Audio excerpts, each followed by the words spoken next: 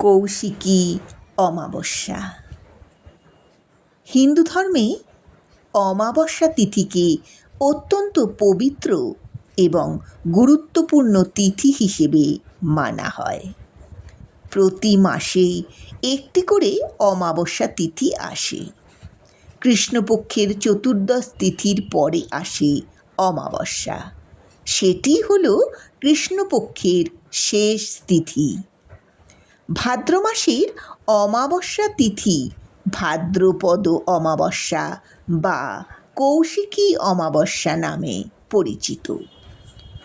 অশুভ শক্তির বিনাশের তিথি হল কৌশিকী অমাবস্যা।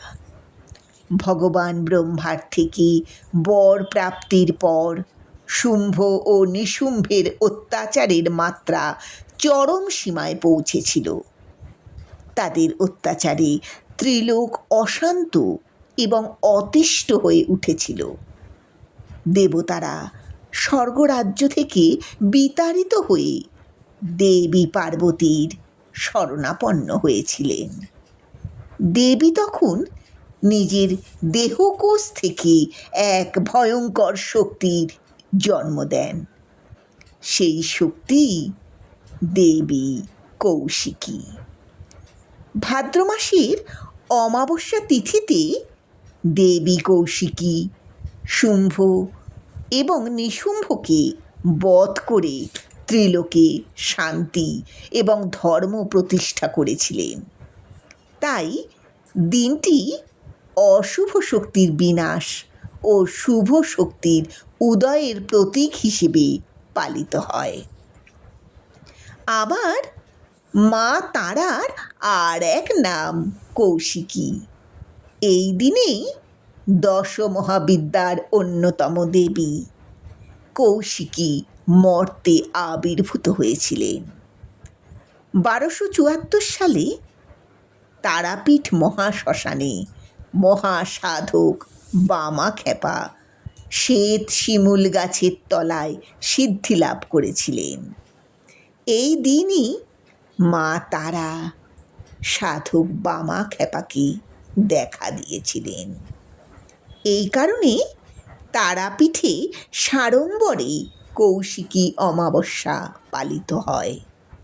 দেবী কালীর পুজোর পাশাপাশি তন্ত্র সাধনার জন্যেও কৌশিকী অমাবস্যার রাত্রি অত্যন্ত মাহাত্ম্যপূর্ণ। তন্ত্রমতে এই রাত্রিটি তারা রাত্রি নামে পরিচিত।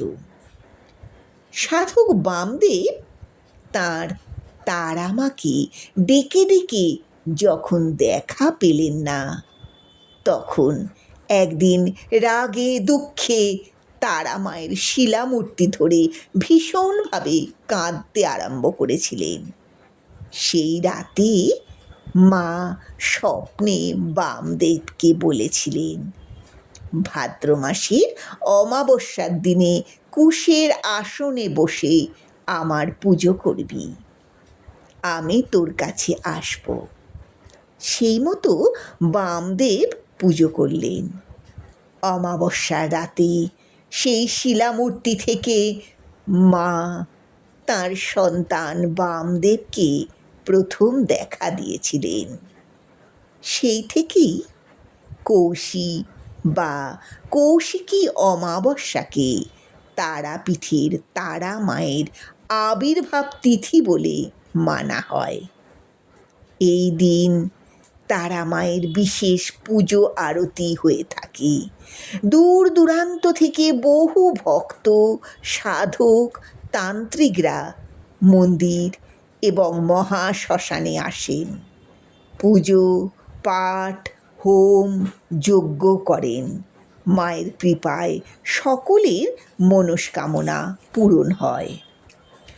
প্রচলিত বিশ্বাস অনুযায়ী কৌশিকী অমাবস্যার রাতে এক বিশেষ মুহূর্তে স্বর্গ ও নরকের দ্বার কিছুক্ষণের জন্য খুলে যায়।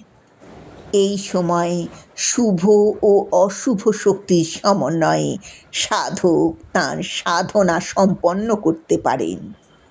কৌশিকী অমাবস্যা ব্রত নিষ্ঠা ভরে পালন করলে জীবনে আগত সমস্ত বাধা বিপত্তি কেটে যায়।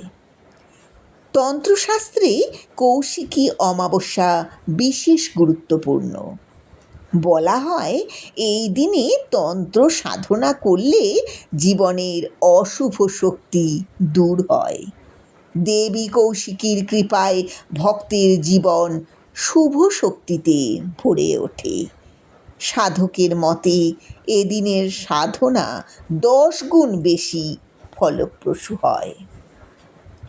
বিশুদ্ধ সিদ্ধান্ত পঞ্জিকা মতে কৌশিকী অমাবস্যার তিথি শুরু হবে 22শে আগস্ট 5ই ভাদ্র শুক্রবার সকাল 11:58 এবং শেষ হবে 23শে আগস্ট 6ই ভাদ্র শনিবার সকাল 11:37।